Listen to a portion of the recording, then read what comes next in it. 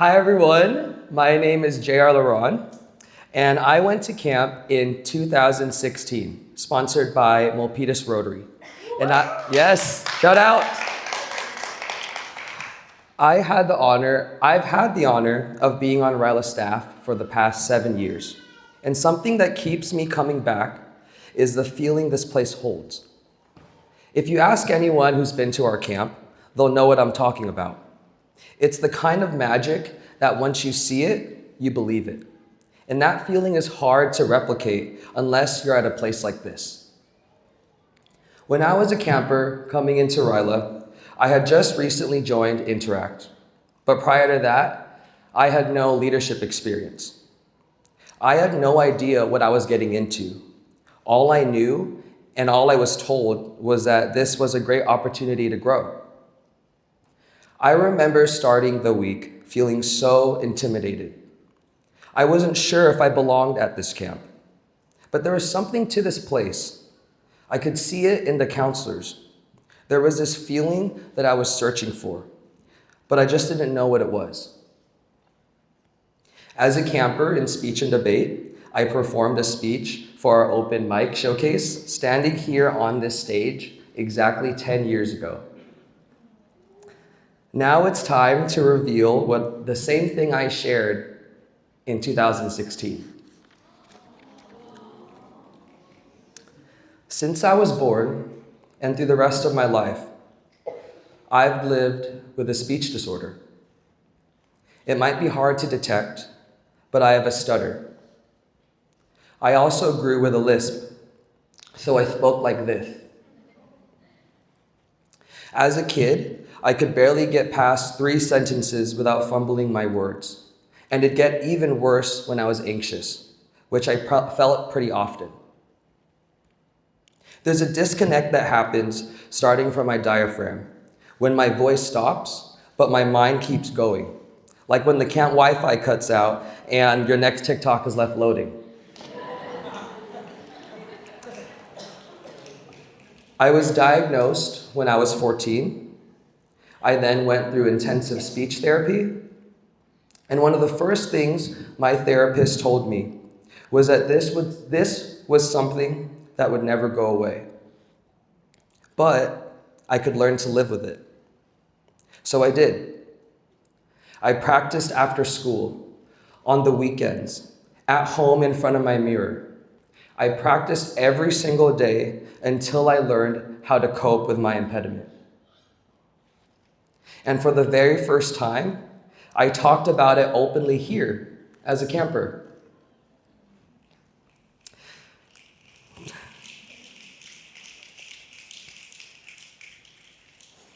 Even 10 years later, I still remember every detail of that moment.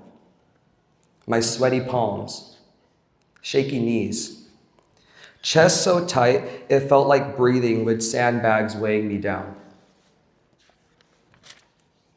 Not being able to speak properly throughout my childhood meant growing up, I felt broken. I believed that because I couldn't speak, whatever I wanted to say didn't matter.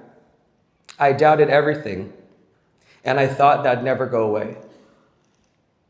I came to camp holding years of shame and regret and anger for who I was. But camp showed me something different. I felt accepted.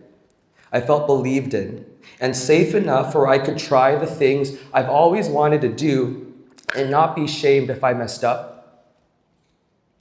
Each day, as my walls wore down, the more I acted less like the person I thought I was and more like the person I wanted to be. When I said my speech, like how I'm doing now, I looked at my counselors. I looked at my friends, my new family, the people who were inspiring me to use my voice more and more as the days at camp kept going. I looked at the sea of yellow shirts, and above their hearts was RYLA. Then that prickly feeling inside disappeared, and a new feeling replaced it. It felt warm. It felt fuzzy. And I knew I was in a place surrounded by love, in front of people who wanted to see me succeed. It made me feel brave and confident, and as I spoke for the first time, I felt like my voice mattered. And that's when I knew I found the RYLA magic.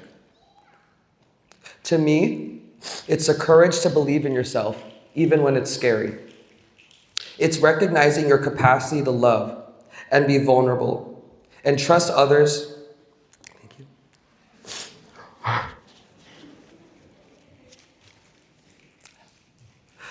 And trust others with the same love and respect that I give to myself.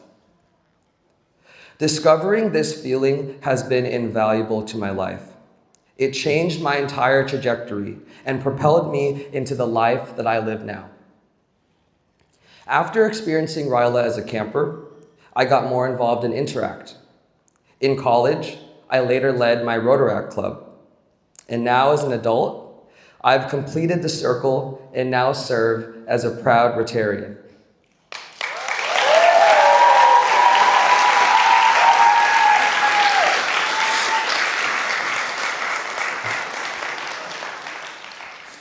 I'm thankful to say that Rotary has had a through line in my life, and RYLA has always been at its core.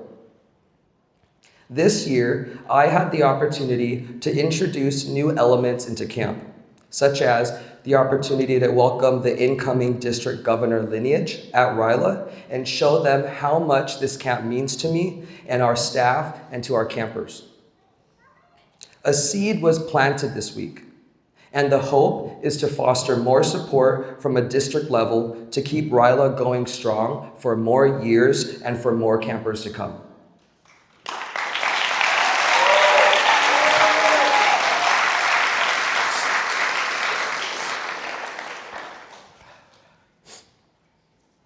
There were a lot of fears I had this week of things going wrong. But because of the RYLA magic that was instilled in me a decade ago on this stage at this camp, doubt was no longer in question. And my fears kept me going and doing what I cared about. And my fears didn't keep me from doing what I cared about. Fear was there, yes, but so was hope. And RYLA taught me how to find that hope. And that's all I needed to push through that fear that once stopped me.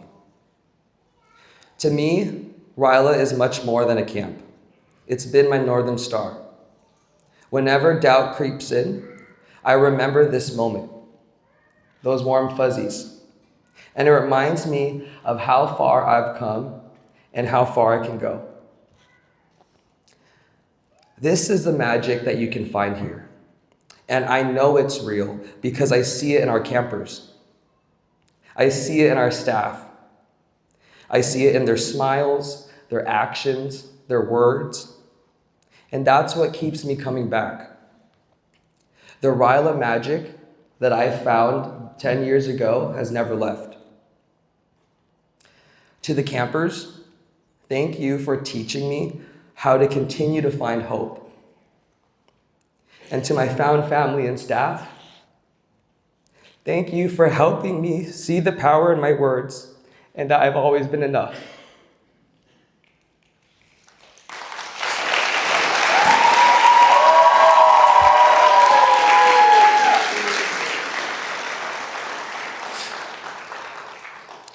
This was a community that I was inspired and mentored by.